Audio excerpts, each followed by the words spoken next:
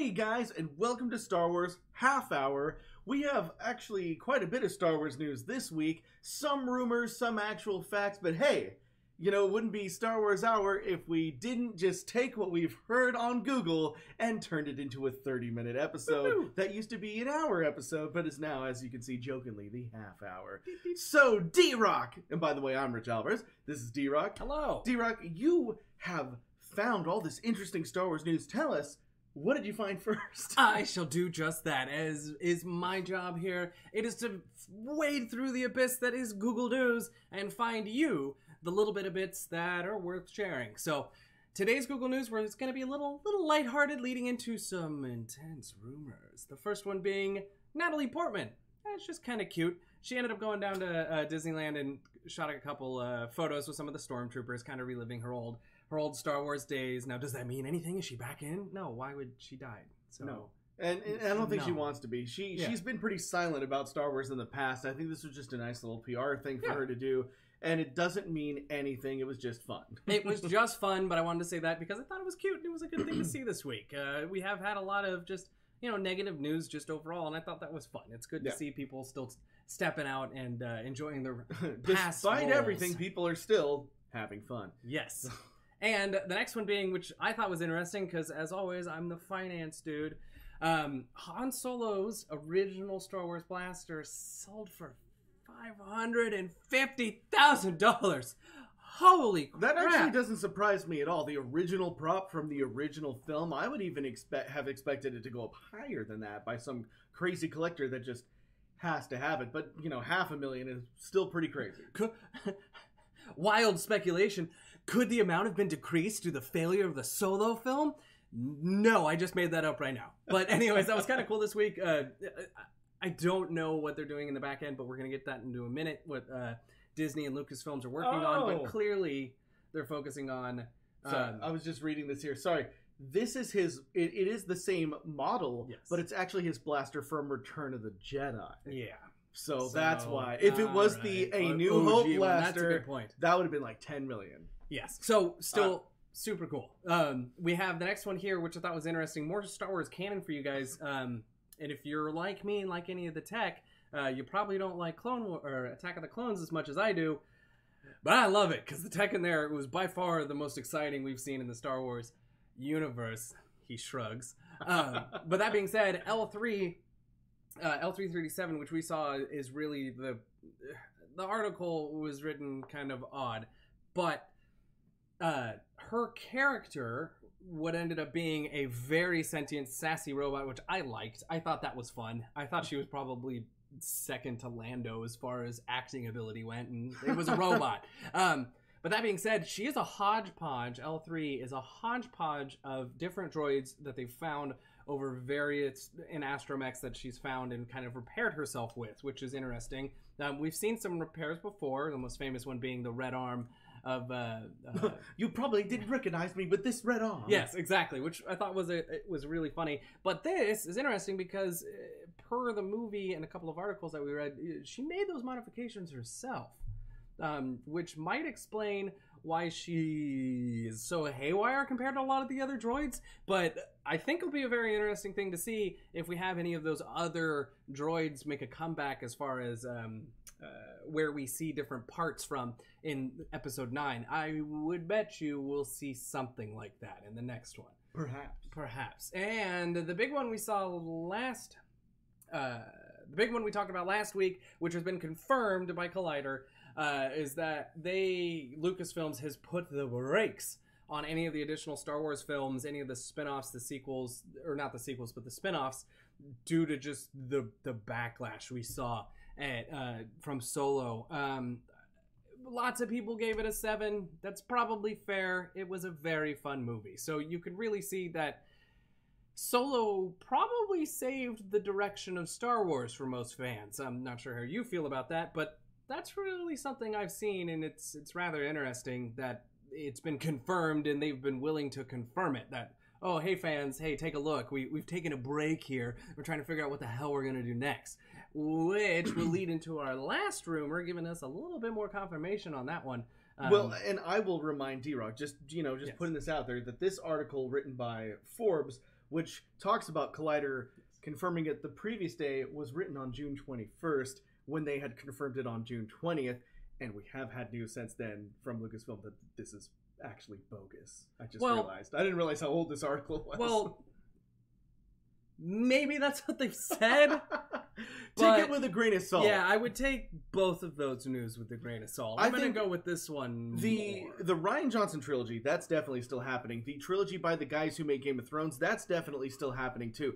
Now, what's kind of up for debate after the failure of Solo is the Boba Fett movie, the Kenobi movie, and whatever else have you. I actually still think those are happening. I always, those are going to happen after Episode 9 anyway. I think they're happening, but I don't think they're pushing production like they were. I think what we asked last week of whether or not you want to see more films or bring it back, or the week before, I think that's what that is. Yeah, they're not done. They're not going to not make those movies. Why would they? They own the whole rights. All it is a cash cow. They might not spend as much money on it, but now, come on. I do think the next one that we will get is Kenobi. And I think that they're still working on it. I just don't think they're going to make any official announcements or do it. Like, here's the thing. I think the production is going at the same pace. They're just going to slow down on talking to us about it because they want to, just like, we're not going to, flood the waters with all this news since you guys weren't super hype on Solo. I always thought Kenobi will come out about a year after Episode 9. I still think that's the case. Yeah. I don't think that that's changing. So I beg to look at that skeptically. Okay. I really do. I guess we'll find out who's right in about 2 years. Yeah, no kidding. Come back and watch this then. So the next one I'm going to let Rich talk about because he's been a big Kevin Smith fan for a very long time. I love his stuff, but I don't know nearly the amount that Rich does. So just in case you guys don't know of Kevin Smith, back in the 90s especially, he was like the nerds director. He directed, classics such as Clerks, Mallrats, Chasing Amy, Dogma, Bill and Silent Bob Strike Back. Yep. Those movies, and many others. Anybody like the premiere, like the 90, like I don't want to overspeak him, but like a big part of like the 90s like Star Wars joking attitude to me came from Clerks. When they talk about, he's like, did they get all the families off the Death Star, before they blew it up? And what about the contractors that were working on the second Death Star? Like, did anybody care about the people that were building the Death Star? Like, there's all like, that's like, So like, he started like all those jokes with that movie, and he continued to make Star Wars jokes throughout all of his films.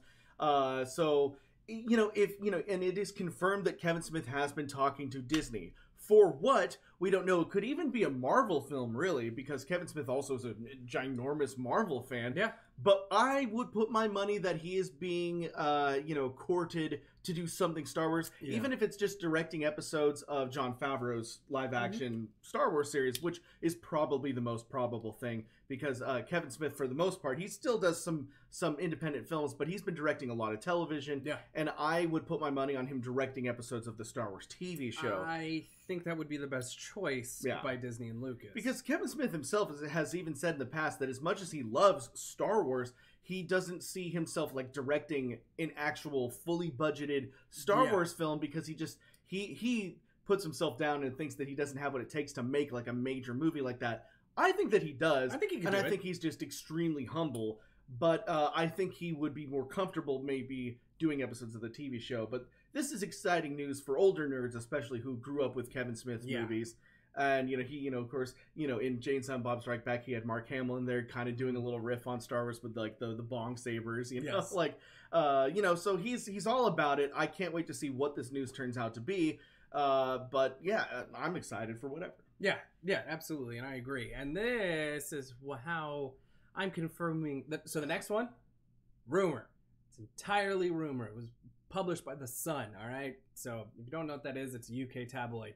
It is rumor mill extraordinaire, but this is why I would give myself a little more credit with that article saying Lucasfilms is holding back on those sequels, because EWAN McGregor is back in the mix, baby. Apparently, rumor. So the rumor, of course, is that EWAN McGregor will play Obi-Wan Kenobi in Episode 9 as a Force Ghost, and again, to be clear, he was technically in Episode 7 because his voice was in there, and he told Rey to, "These are your first steps." steps or whatever he said at the end of that whole dreamy thing after she touched the lightsaber. It could just be something like that again for all we know. But I would hope, this being the potential like last in the saga movie, unless they eventually move on to 10, 11, 12, that Ewan would come back as Obi-Wan, as a ghost. And of course, because of this rumor, it brings up that already old as day rumor that she is a Kenobi. Because, Ewan McGregor's in Episode 9 as Obi-Wan Kenobi. That must mean Rey's a Kenobi. You know, I think that's gotta be Ryan Johnson, or I'm sorry, J.J. Abrams' play against Ryan Johnson on him fucking his movie. No, sorry, apologize for the F-bomb, but now don't get me wrong. Yeah. I would love for Rey to be a Kenobi. That would be like make all my dreams come true. That would mean that a Kenobi is fighting a Skywalker. Kylo Ren is technically a Skywalker.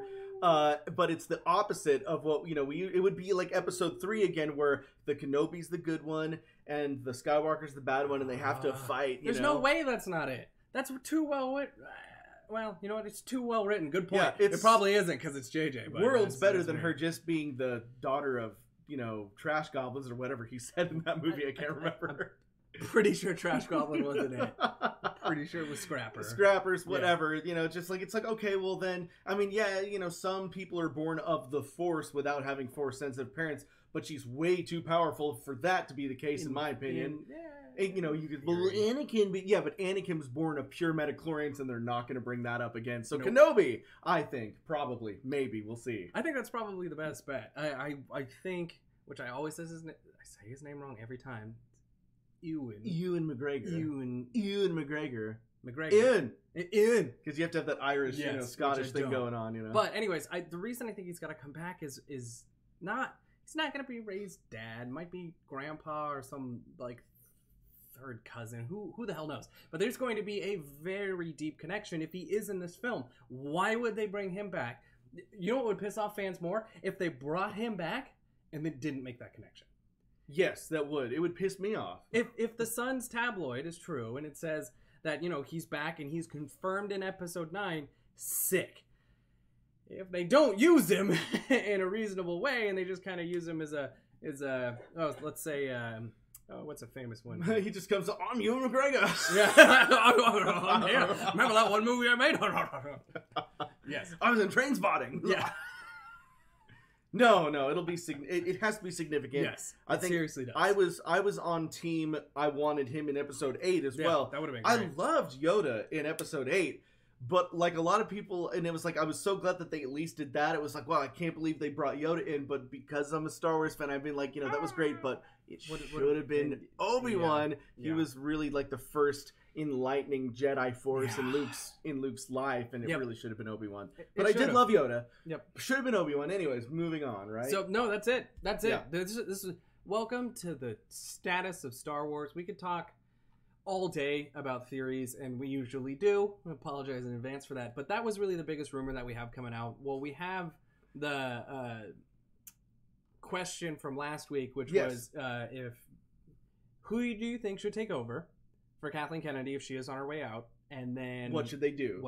Who's your daddy and what does he do? Yeah, because we're going off the rumor that she's getting fired this year. So and there's been a lot more articles on that, citing a lot of different, mostly anonymous sources that I was reading this week, but didn't bring up because we talked about it last week. It does look like she's probably on her way out. Yeah, and I truly believe that Dave Filoni should be the one to take over, and I said as much last week. And so let's see what you guys said. Yes. All so you're starting from the bottom? Yeah, I'm going to start from the bottom today. Just from the funnier comments, the shorter ones, and then we're going to get into the deep dive, the more intense ones. Xanderbrow. He says, Xanderbrow says, Dave Filoni needs to be Star Wars itself. Oh. Yes, I agree. I think that's fantastic. Then we have Corey Wright. Yes. Corey Wright says, I agree that Dave Filoni should take over Lucasfilm. I would love to see Ahsoka Tano on the big screen. I wish to see truly gruesome and terrifying villains in Star Wars Episode 9 as well, like Kylo Ren in his debut scene of Star Wars Episode 7, The Force Awakens. Ultimately, I trust J.J. Abrams and loved Star Wars Episode 7, The Force Awakens better than every Star Wars film thus far, except for The Empire Strikes Back. You haven't seen Rogue One. Or maybe he has and just didn't care for it. Yeah, that's fair. All right, I'll give you a break. No, good answer. I think that's probably the direction they're gonna head because he ended it. They ended the one credit I will give to Ryan was it was ended on such a harsh note. Kylo can't be anything other than pissed. Right. I don't know how much influence Dave Filoni will have over Episode 9, unfortunately, because, again, I think part of the reason why the rumor is that Kathleen will get fired in September is because then she'll oversee the entire production of Episode 9. Remember, it has started filming, and it'll be done filming by September when she gets fired, maybe. So I think that she'll oversee production, and that'll be her last duty since she kind of started this whole thing. She'll oversee production, then Dave Filoni will be put in charge, hopefully, and then he'll oversee everything that happens after that. Yeah. But I wouldn't expect any... And it's a shame, too, because if he does become the head of Lucasfilm in September, September of 2018, Episode 9 doesn't come out until December of 2019. That's gonna hit, and he'll probably get blamed. Yeah, he'll get blamed for if it's bad, but it's like he had nothing to do with it. It's just that's how long it takes a Star Wars movie to do post-production effects and everything is over a year. But the truth will be that it will be Kathleen Kennedy's production, you know. So I wish that they had just switched hands now at the start of that, but hey, who knows? So the last three we have here all have questions at the end too. So we're gonna read your response and then answer your questions. Hockey song. Always got some good ones. I'll read part one. Yes, Dave Filoni should take over as creative consultant with George Lucas coming back, who is convinced... Whoa, I gotta read that again. Yes, Dave Filoni should take over as a creative consultant with George Lucas coming back, who is convinced by Disney to take over the producing/screenwriting role, as Lucas and Filoni see eye to eye on many topics when Filoni was working on the Clone Wars. So your point of view before we get into the second part of your answer is not only should Dave Filoni come back, but George needs to hit it. It almost sounds like he wants George to come back as the lead with Filoni just kind of being a second hand. But sadly, George isn't going to come back unless he owns it, and he doesn't anymore. Yeah. So part two, I'll let you read because I don't have my glasses. Okay. Yeah. Part two, what they should do for Episode 9 is bring back Force Ghost Anakin to help Rey beat Kylo Ren or convince Kylo Ren to turn back to the light. And if there should be a battle, it should take place on Coruscant, and it should just end on a depressing good note. Everyone in the sequel trilogy dies, including both Kylo and Rey. And the last two Force users that know Jedi and Sith stuff to die, and the entire Sith/Jedi Order is gone for forever, or until someone who is a Force user finds some Sith or Jedi artifacts, or maybe both, to bring balance to the Force and to the galaxy, and should have a scene with all members who are Force guests: Qui-Gon, Obi-Wan, Yoda, Anakin, and Luke. Just say goodbye to whoever is in the Jedi Temple, maybe Rey or Kylo Ren, but I prefer a Skywalker to get the final goodbye from the most badass Jedis ever. Question: if Kennedy does leave, should Kevin Feige teach the new head of Lucasfilms how to run a studio that is the creator of one of the biggest franchises in history? So that's a lot of things. One, I don't know if I agree with your proposed synopsis. Those are some interesting points. Star Wars if you run that. However, cheers for coming up with that. Yeah, that's really creative.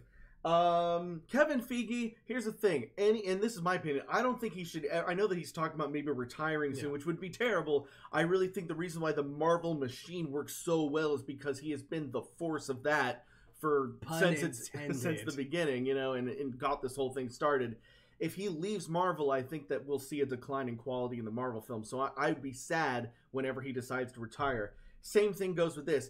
I do want my Star Wars movies to be good, but I wouldn't want to take Dave Filoni away from Marvel to do that. Reason why Feige away from Kevin Feige. Yeah. It's the same reason why I wouldn't want. Did I say Dave Filoni? Yeah, I meant Kevin Feige. Sorry, a lot of names today. Same reason why I wouldn't want the Russo brothers, who have directed Winter Soldier, Civil War, and the newest Avengers movie. I wouldn't want them to direct a Star Wars movie either, because that would take away from them doing more awesome Marvel movies. So Kevin Feige, Russo brothers, everybody who's involved with Marvel, I would like them to stay at Marvel. I mean, they're human beings; they can do whatever they want. But I'm just saying, like, if it was up to me, I would want to keep them all at Marvel because Marvel's so good, and just let Lucasfilm kind of solve their problems, you know. Yeah. But I do think with Filoni in charge, you would need someone like Kevin Feige to step in. I think the fear of bringing Kevin Feige is it would cause the Star Wars films to become Marvel films, and they've never been Marvel films. Star Wars are Star Wars, and Disney and this team has created a great Marvel story. I don't want that copied. And I think where he's at right now is a great spot. And I think Dave Filoni could man the helm very well. All right, I'll try to get through the next couple quicker. Ganon136 says, I think Dave Filoni is the best choice at Lucasfilm to head creative by a long shot. He may not handle the business side as well, I disagree, so they should pair him up with someone who he can cooperate with, or he needs to get a crash course in executive business by September. I wouldn't be surprised if he was preparing now. But don't forget that Resistance is due to release by this fall, and Lucasfilm Animation is still his #1 priority going into season 1 of that show. I feel like he would be best covering the era between 6 and 7 regarding the setup of the First Order over the 30-year gap, and tie it into some mystical Force stuff like we got in Rebels, and use something Ilum from the Clone Wars to confirm or deny the rumor that Starkiller Base was indeed once the peaceful place of the Jedi turned evil. I noticed in The Force Awakens that the super weapon fired a massive red laser, and I assume that was involved possibly bled kyber crystals being energized by the suns it sucks energy from, that it would tie into the current Darth Vader comic line. The Death Star used natural kyber crystals, which caused the laser to give it its green color. Maybe I need to go back and do some more theory, but I think that with JJ on 9, they will tie up some loose ends regarding some of these things established in The Force Awakens, and way before even that. My question, and then, okay, so we'll go through we'll do that, and then I'll read the question. That's a lot. Yeah. I don't know. I don't think they ever have to give us explanations for the laser colors. I think those are what comics are for, because people don't want to be in the cinema and get like some character being like, the reason why the kyber crystals on that first Star Killer, like nobody wants that, you know? Like, I know I put a lot of like extenuating exposition in like my stupid Mario and so on, but that's because there are no stupid Mario comics or novels. I only have the show to explain things, so that's why you get like those Merlin exposition scenes, and I'm sorry about that. But anyways, in Star Wars, you need things to be in action. Not well, I don't want to say Star Wars is an action movie. It's not just an action movie. It's a fun adventure movie. It's got light elements of just mysticism and cool mythology stuff. But it does need to have a good pace. Otherwise, it's going to end up boring. Yep, needs to be good. And the question from Ganon is, what is ultimately going to be the big revealing moral ending of this trilogy? With the prequels we got that even those who are good can turn dark, fighting to protect those we love. In the original trilogy. Sorry, thank you. In the original trilogy, we got that even those who appear so far gone dark can still be saved by the same love. Where do we go from here? My theory, given the rumor of EWAN McGregor, is that it's all connected. I agree with yours with the theme of it being, the connection between the different crystals and things like that. There might be something in a comic later where they bring that up, but it's going to be that we all have love, and it's going to be this. It's going to be this overarching. We bring everything back together, because otherwise, 9's not going to do well. I'm calling it. I don't know if you have a different theory. It depends on the trailers. I think the trailers really need to drive home. It's like, this is gonna be awesome, best ever. I mean, I think it'll, I know that Solo didn't do that well, but there was so much hate going into Solo after, The Last Jedi, and then of the rumors about all the production problems. I think given a year and a half later, at the end of 2019, people are going to have forgotten about most of that and just see Star Wars trailers and be hyped for Star Wars again. And they'll know this is episode 9. It'll crack 1 billion easily. Oh, yeah, for sure. And I hope it does better than episode 8 did, too. So, 8 did not do well. Yeah. Well, it did fine. It did good. It didn't do as good as The Force Awakens, but The Force Awakens is like the third movie ever to make $2 billion. Yeah, no kidding. But let me read Philip Beyer. And I think this is our last one. Yeah, which is our last one for this week. I think Dave Filoni should definitely take over the creative lead side of things. However, I'm not sure if he's able to do the producing side of things as well. Same kind of worry as Ganon. I don't know why people think that. He has a marketing background. Maybe. He can, maybe he cannot, I do not know. My ideal situation would be Kathleen Kennedy, or whoever replaces her, does the executive producing stuff that Kennedy has been doing, but Dave Filoni takes over the creative stuff that we all know he can do. I would love to see movies that have more tie-ins to the rest of the canon, like they did in Maul or Solo, or with Maul in Solo. But not so much that the movies can't be enjoyed without the canon junky jokes. But, so here's my correction on that. If Dave Filoni takes over as Kathleen Kennedy and everybody is truly worried and your worries are true, that, you know, you may not be able to handle the executive stuff, maybe financially he's not making the best calls ultimately with that, there's no way Disney's not going to A, coach him, or B, have somebody take over we're not ever going to hear about. Dave Filoni, if they put him in that position, will, in Disney's portrayal of him, be the god of Star Wars going forward. There's no way they're going to say, yeah, he's good at the creative stuff. If they put him in the same position that Kathleen was in, there's no way they're going to put him in that position and then undermine him by putting somebody else in charge over the executive stuff. He has to be in charge of it all, at least on the face, or we're not going to believe he's actually got a hand in it. And I do believe he can take over the whole job. I really do. So he has a question too. Philip Byers' question is, of all the announced / rumored projects, all of the movies, spinoffs, TV shows, etc., so far, what would you like to direct or write or act in the most? Oh, like us personally? It's a very interesting question. The truth is, you know, I would be one of those directors if let's theoretically say they brought me in for whatever reason, you know, they have 1,000 other better choices, but they decided to bring me in. I'd be like, oh, well, I'd like to direct a Shadows of the Empire project, whether that be a movie or a TV show. That's what I'll do, please, and thank you. I would like to act in the TV show, for sure. The live streaming, the Game of Thrones guys, I would like to be in whatever they're about to do, because it's going to be as brutal as we've seen Star Wars yet. I'm making that call now. Yeah. So this week, I did not prepare a question. I do not know if you have one. If not, I'd like to do something a little fun. Oh, do you have something in mind? I do have something in mind. Oh, good. Let's hear it. Okay, so we have a lot of stuff going on in the background right now with what we're doing next as far as the channel goes. None of which I'm going to talk to anybody about because we haven't talked about it all ourselves. But that being said, if you are a Patreon donor, keep your eyes out and keep your... We'll tell you. We'll tell you. Don't worry about it. But something is coming. It is coming. I don't know when or where or why, but it is coming. So if you are a Patreon donor, and if you'd like to be, go ahead and check out the link below, but it is coming. So I don't know if you have a question on top of that. We're a little far from announcing what he's talking about. True, but it's coming. But something is coming, and we've been working on it, and it's going to be dope.